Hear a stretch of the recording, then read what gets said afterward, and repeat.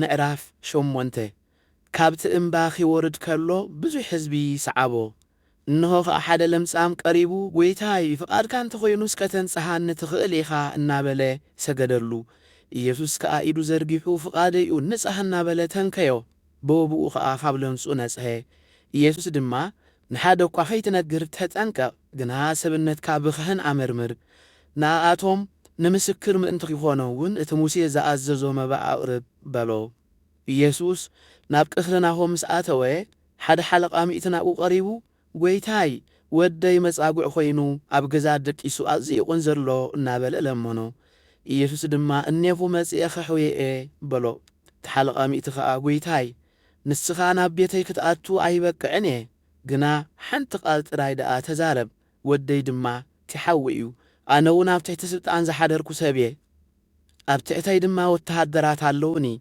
ነዚ ኪድ እብሎ ይኸይድ፣ ነቲ ኻልእ ከዓ ነዓ እብሎ ይመጽእ፣ ንግልያይ ድማ እዚ ግበር እብሎ እሱ ድማ ይገብር እናበለ መለሰሉ። ኢየሱስ ነዚ ሰሚዑ ተደነቐ። ነቶም ዝስዕብዎ ዝነበሩ ድማ ከምዚ በሎም ክንድዚ ዝኣክል እምነት ኣብ እስራኤል ኣብ ሓደ እኳ ከም ዘይረኸብኩ ብሓቂ እብለኩም ኣለኹ።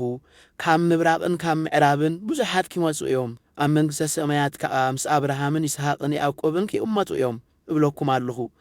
ደቂ መንግሥቲ ግና ናብቲ ኣብ ግዳም ዘሎ ጸልማት ኪድርበዩ እዮም፣ ኣብኡ ድማ ብኽያትን ምሕርቃ ማስናንን ኪኸውን እዩ። ሽዑ ኢየሱስ ነቲ ሓለቓ ሚእቲ ኪድ ከም ዝኣመንካዮ ይኹነልካ በሎ። እቲ ወዲ ኸኣ በታ ሰዓት እቲኣ ሓወየ።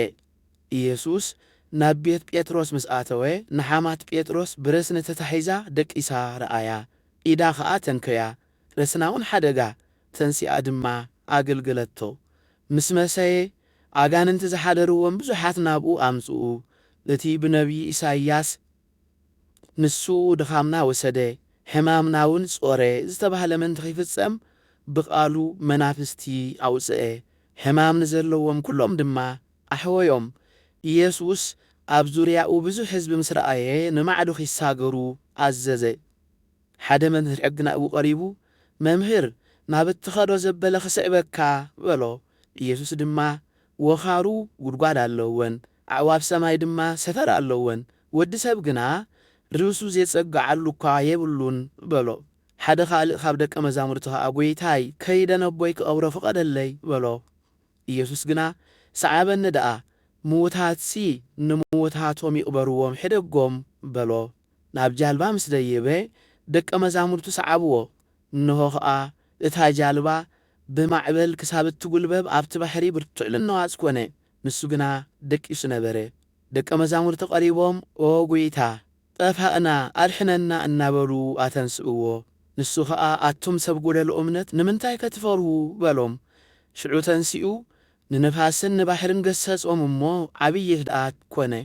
እቶም ሰብ ከዓ እዚ ንፋስን ባሕርን ዝእዘዝዎስ መን ኮነ ይኸውን ኢሎም ተገረሙ።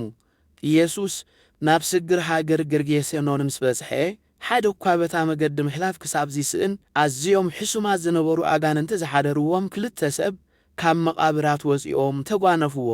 እንሆ ኸኣ ኢየሱስ ወዲ ኣምላኽ ንስኻ ምሳና ንሕና ምሳኻ እንታይ ኣሎና ግዚኡ ኸይበጽሐ ዶ ኽሳቕየና ናብዚ መጻእካ እናበሉ ጨርሑ።